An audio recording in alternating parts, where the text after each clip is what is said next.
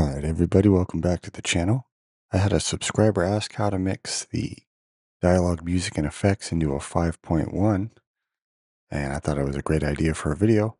So let's check out what we got here.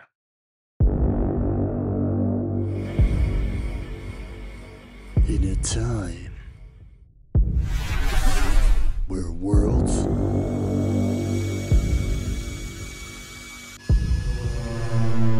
collide, man has but one choice.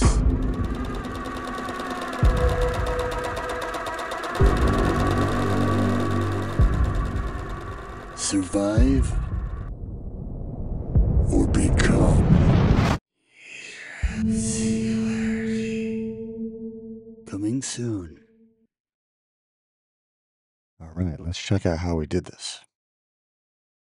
So I'm going to hide this mixer, and we'll go over the routing and some of these other things in just a moment. So what we did was I took this video trailer that came with a music bed. So if we solo that, we got pretty much just a music track.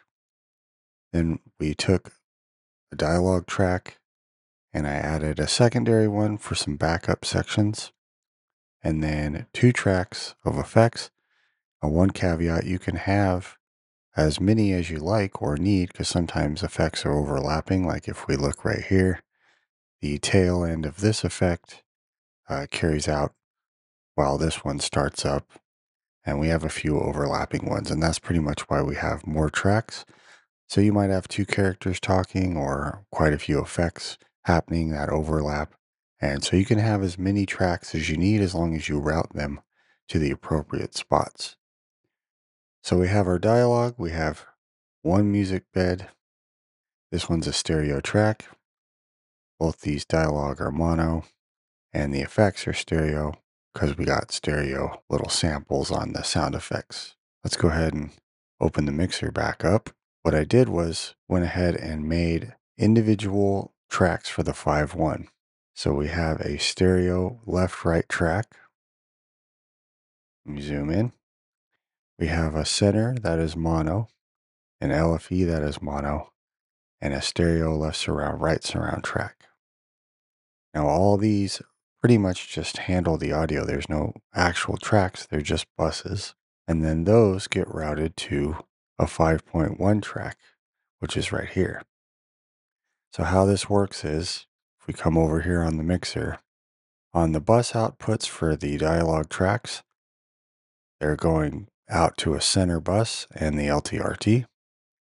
And then the music is a stereo going out left, right, and left surround, right surround, plus LTRT. Same with the effects. So wherever you need anything, you basically send it out that bus. You can see these buses here with the lighter green color. These are my 5.1s, and they're getting the sends from these lighter green. So here's our 5.1. You can see the panning is the front.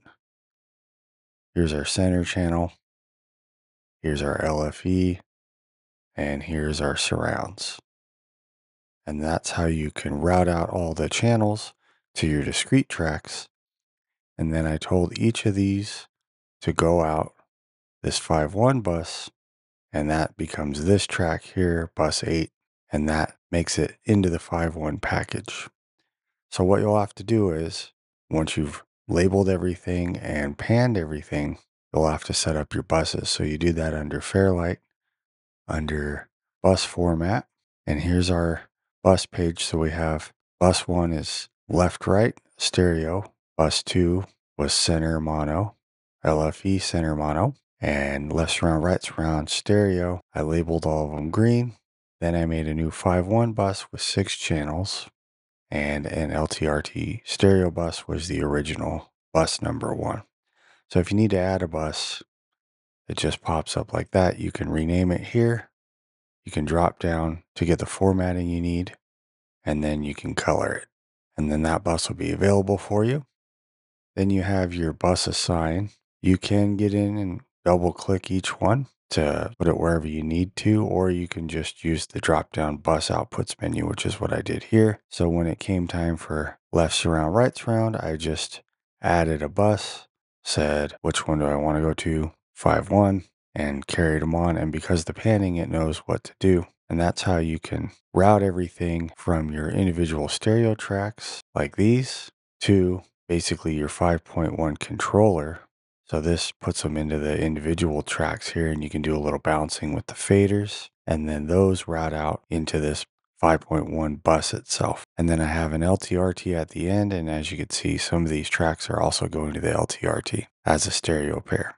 And then up here beneath your monitor, you have a drop down to what you're actually listening to when you're in Resolve. So if we wanted to switch to LTRT stereo, we would hit that, or we can go to 5.1. And then on our 5.1 bus, I have this plugin.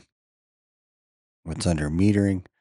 It's called Surround Analyzer, and that's what's sitting right here, just to see the spread for the surround sound 5.1. So if I was to play this back, we can watch and see how wide that is. In a time. So if we soloed out the dialogue, which I made into a group, which you can grab both tracks at the same time, and you have groups here under index. So right here, you could actually make a new group. You can click whatever tracks you need to make the group, name it, and whatever parameters you need, and you can give it a color category as well. And you hit save. So now I have dialogue in a group. So when I solo it, they both solo. When I edit, things like that. So now that we solo this, let's look at the 5.1 channel under bus 8. Time. Solo out the dialogue track. We're worlds. So you can see it's only coming in on the one channel. Let's go to another line here. Collide. And then if we go to our music and solo that one out, we're missing one of them here.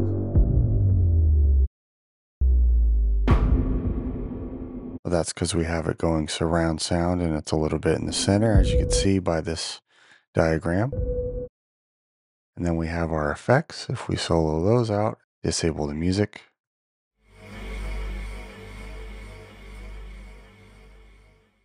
So you can see them going into the corresponding 5.1 channels on the buses here.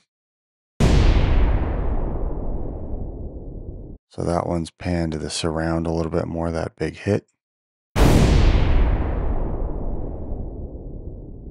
It also is in the front. So you got to have a little bit. I usually don't go full just left and right. You always want some ambience to fill in the space of the room that you're in. All right, one other thing that I wanted to go over was the difference between your bus outputs and your bus sends. So I made an additional bus here and put a reverb plugin on it. So as you can see, you just have some reverb, and I have this going out LTRT and 5.1. So essentially you just add an effect, choose it, and I made another bus.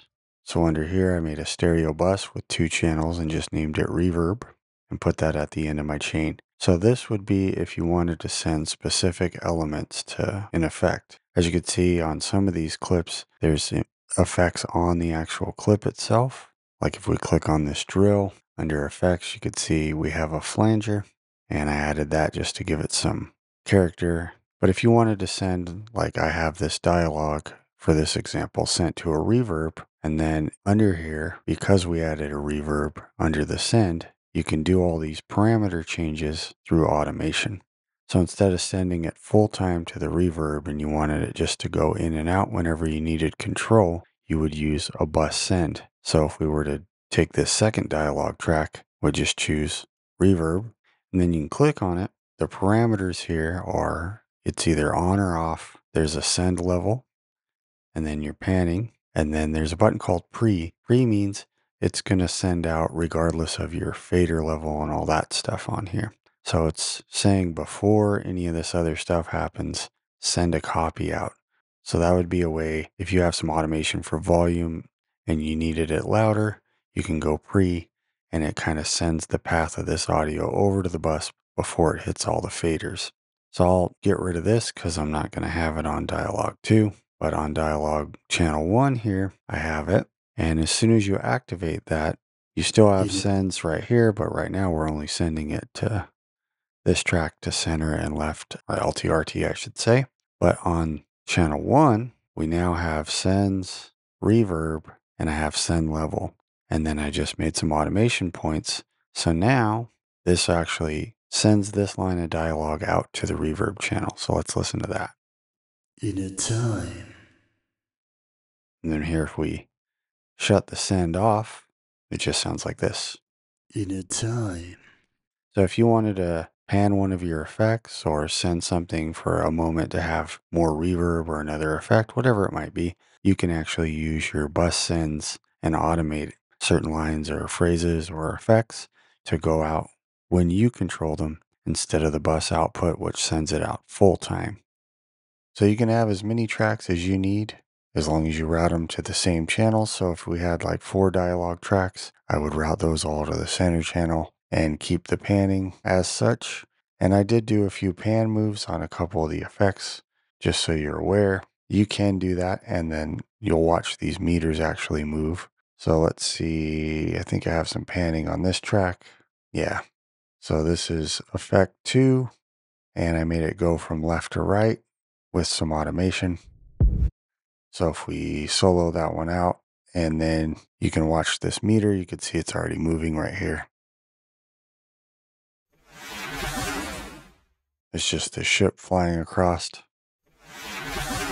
And you can see by the meter, it ends up on the right because it goes across the screen here while it flies through the logo. So you can do some automation and all that on your tracks, and that carries over from these individual stems here into your buses.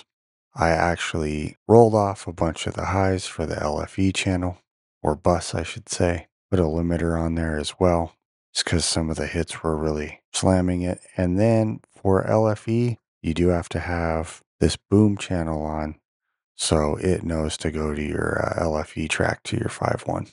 And then to deliver your 5.1 on the delivery page, under output track 1, just choose 5.1, and that'll give you the 6 channels bundled inside of a single track. I want to thank Bijou for the suggestion on the 5.1. This was fun just experimenting with this and putting it together. So I hope that helps.